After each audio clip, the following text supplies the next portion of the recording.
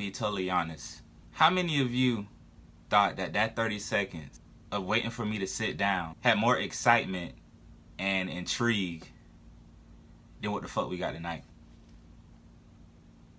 This WWE show had none of that whatsoever. This is supposed to be a draft. Where's the intrigue? Where's the excitement? Literally, y'all waiting for me for 30 seconds was more exciting than what this show had today.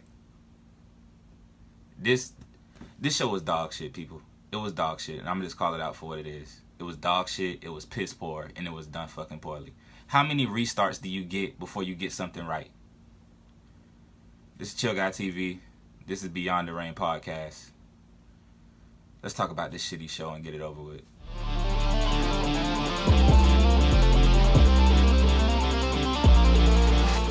Well, ladies and gentlemen, if you didn't know, there was a WWE draft tonight.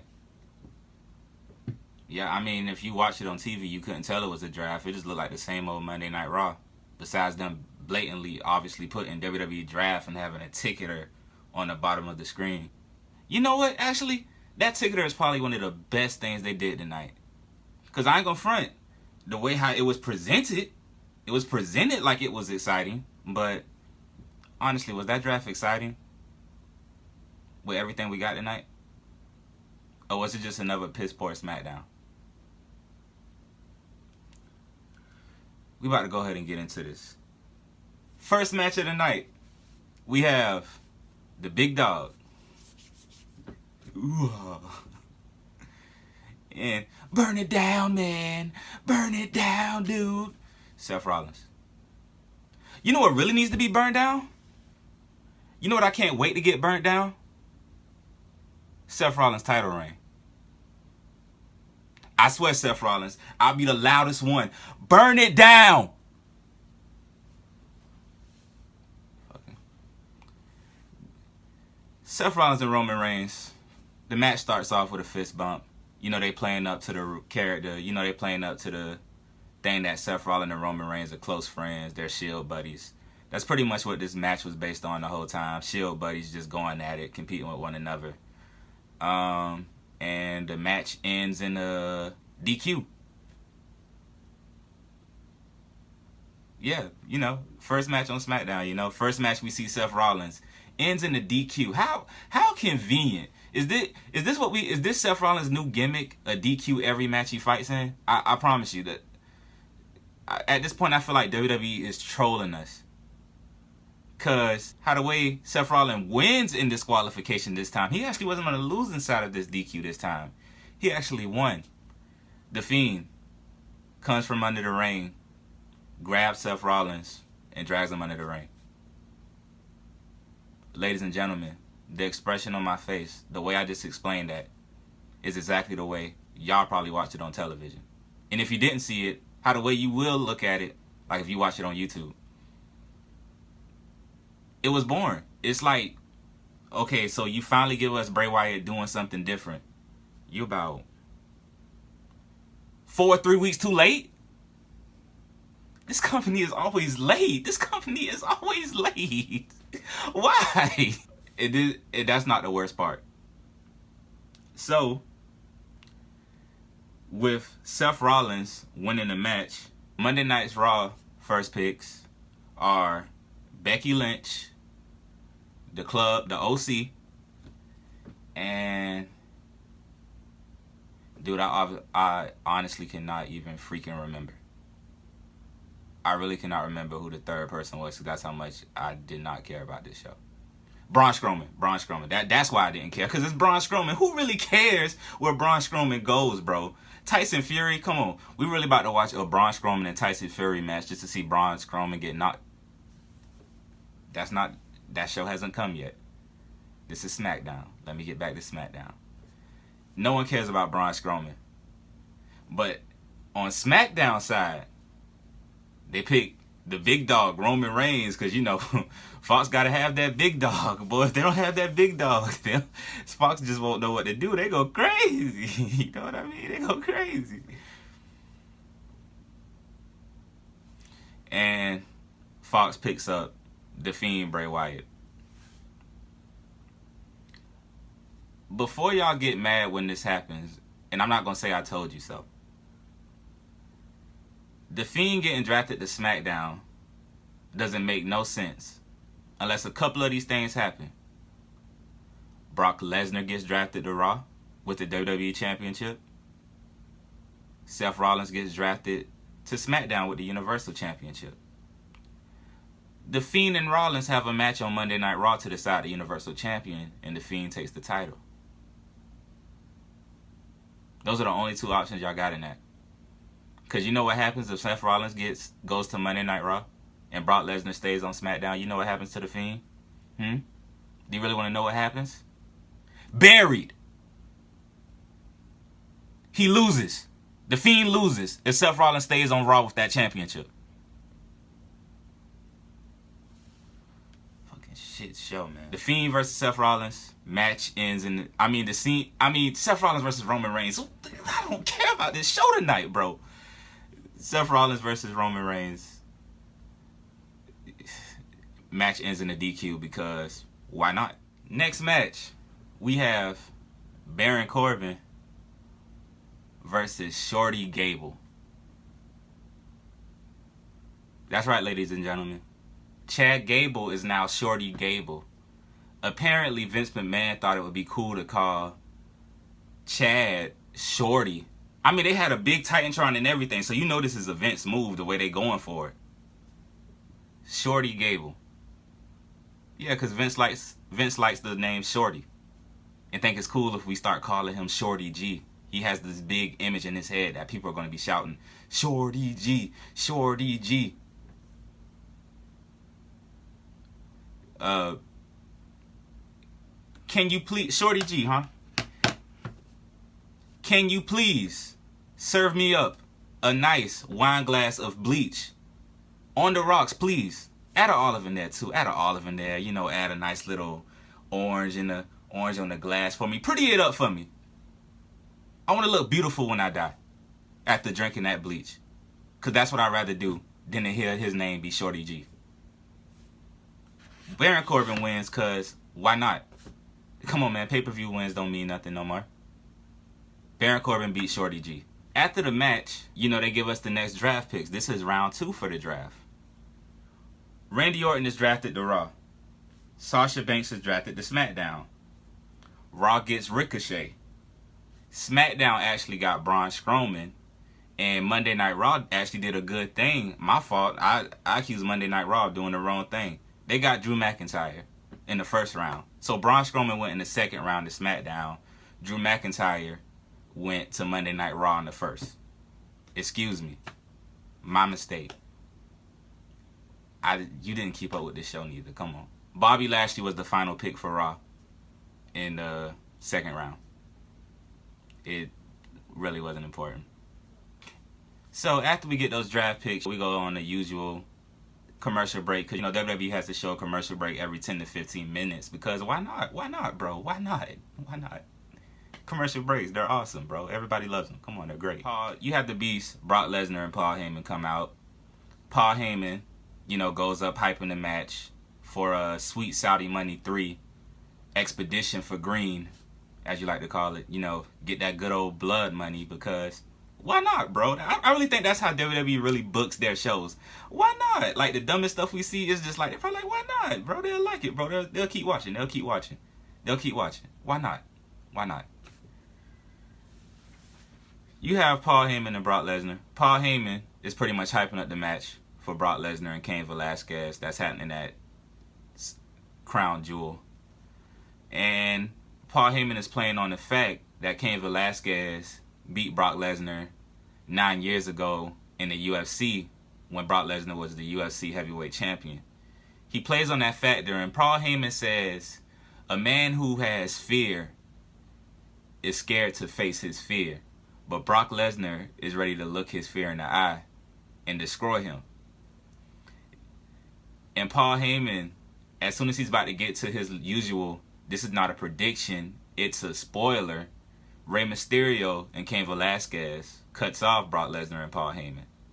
Rey Mysterio says, hey, yo, Paul, you forgot to play some highlights from Cain's footage. He shows that Cain Velasquez speaks in his language, and Rey Mysterio translates it. During that match in the UFC, Brock Lesnar had a cut on his right eye from Cain Velasquez. Cain Velasquez promises Brock Lesnar that he's going to give him another mark on his left eye. That gets Brock Lesnar heated, and the two have a massive stare down. You know, this is all we're going to get. This is just booking until their match at. They're probably not even going to touch each other till the go-home show. So they're just booking it up for Crown Jewel. That's all this was. Right after that is over, with the WWE Champion Brock Lesnar still in the ring, we have good old Kofi Kingston. And guess what Kofi Kingston is doing? After losing the WWE Championship in 10 seconds, having his dreams, the thing he fought for years taken from him in 10 seconds, guess what he's doing? Playing with pancakes. Kofi Kingston lost the title in 10 seconds and was playing with pancakes in the backstage while Brock Lesnar still in the ring. Brock Lesnar was coming back to Kofi Kingston's way, but Kofi steady playing with pancakes. You know, it's good that, you know what, that must be some strong power of positivity Kofi Kingston has, because if I lost my title, but you know what, flip your pancakes, Kofi. You know, you lost your championship, it doesn't matter, because the power of positivity, right, it gets you everywhere. Gets you everywhere. Before New Day and everyone gets to the ring, they have a beautiful ceremony for two young ladies who have been fighting cancer for the Susan G. Komen Foundation. And then they say they're going to put a beating on the OC. Ladies and gentlemen, Michael Cole announced before the match, this could literally be the last time we see the New Day versus the OC with the draft happening. Ladies and gentlemen, this will not be the last time we see the New Day versus the OC. I promise you. Because Michael Cole said that, the New Day will be going to Monday Night Raw. And it will be Kofi Kingston versus AJ Styles. They will have a feud for that United States title.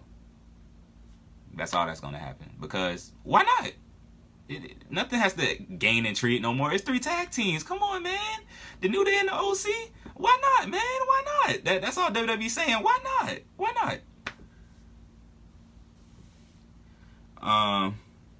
The OC wins. Kofi Kingston hits Trouble in Paradise. Round 3 of our draft picks. On Monday Night Raw, they get Alexa Bliss, Kevin Owens, and Natalya. Smackdown gains Lacey Evans and The Revival. Y'all know what's funny to me?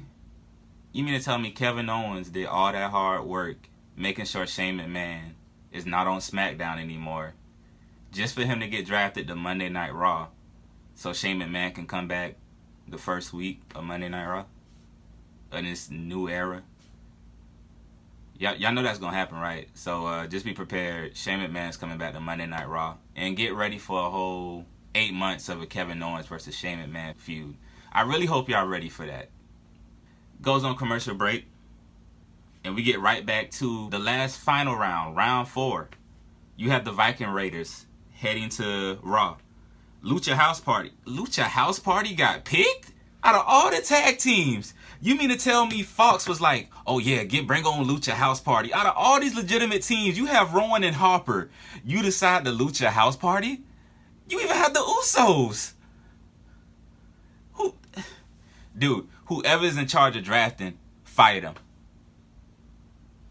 Really? You have the Lucha House Party going to SmackDown. You have Nikki Cross going to Raw. Heavy Machinery went to SmackDown. That's actually a good choice. I respect that choice. And the Street Profits head to Raw. Hopefully we finally get to see the Street Profits in a match and not some cheesy gimmick that they're trying to make people laugh, which isn't funny. I'm telling you guys, if y'all not used to NXT, the Street Profits come off way better on NXT than they do on the main roster. But then again, who doesn't come better off on the main roster? Like, I mean, that Finn Balor actually just got re-promoted again. You know what I'm saying? After that 4th round is up, we have our WWE SmackDown Women's Championship match. Because why not? Why not have a match that we already had last week at the pay-per-view when we can just give it to y'all on Smack? I'm telling y'all now, bro. It's no reason to watch pay-per-views. Because you know why? You're going to get the same match that following week. Rather it falls on that Monday Night Raw or that Smackdown. The same match is going to happen. If they gave us a Ricochet versus Drew McIntyre match at the Survivor Series, guess what we're going to be seeing tomorrow night on Monday Night Raw after that? There's no reason to watch the pay-per-views. Because, why not? Why not? Why not, bro? Why not? Charlotte comes out, you know, usual Charlotte, you know. She comes out. She has the title. She's Flair's daughter. She's the goddess of wrestling. She is the queen of wrestling. Then you have Bayley. Bayley comes out. She does her usual wacky inflatable Bayley buddies or whatever Brian Saxton used to call them. God, I'm so glad he doesn't do that no more. You have her do that, but then as Bayley is heading to the ring, she takes off her jacket. It's like she's shedding her arm, and when she takes off her hoodie, her hair isn't in that sweet, innocent ponytail no more. It's in like a more serious, I don't really know hairstyles like that, but she has a more short hairstyle. It looks more fierce, like ferocious. Bayley pulls out like a little pitchfork or whatever, and she pops all of the inflatable Bayley buddies. And we can officially say WWE has finally did what they were supposed to do 2 months ago. After all this time, Bayley is finally full heel. So you have Charlotte and Bayley. The match is going on. It's an okay match. It's pretty decent. I mean, I don't really care, but it was decent. I'm really not into matches that don't have no reasoning. But I mean, if that's your thing, you probably would have liked the match, but I didn't. But I did respect the ending, even though it made last week seem like, why did she even lose in the first place? Bayley wins the SmackDown Women's Championship. Bayley actually won the SmackDown Women's Championship. And she won it with, Bayley is arguing with the ref because she just hit her Bayley to Bayley. And she only got a 2 count. She's arguing with the ref, not paying attention to Charlotte. Charlotte comes from behind Bayley, and she hits Bayley with the natural selection. She goes for the pin on Bayley after that, but Bayley rolls her up and grabs her hair and rolls her up for the 1, 2, 3 count. And just like that, Bayley wins back the SmackDown Women's Championship. This was honestly just done for shock value. Bayley didn't need to lose the title last week to do this when y'all just should have did this the night she helped Sasha Banks beat up Becky Lynch. But yeah, Bayley is SmackDown Women's Champion. And that's all that happened on SmackDown tonight. How many restarts can a company get before they actually do something right? How many new errors do we get before we always just get the same stuff we usually get anyway? Y'all get where I'm coming from here? Nothing is going to change with this company, bro, until they finally decide to let Triple H or whoever actually take over. So, but you know, Vince McMahon, he hired Paul Heyman. He hired Eric Bischoff.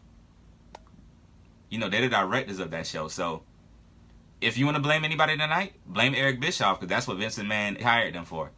When he says those guys have full control on that show, knowing that they don't. Guys, this is Beyond the Ring Podcast. This was your SmackDown draft part 1. Part 2 will be up next week. Monday Night Raw. Let's see how this goes. This is Chill Guy TV signing out. Stay blessed.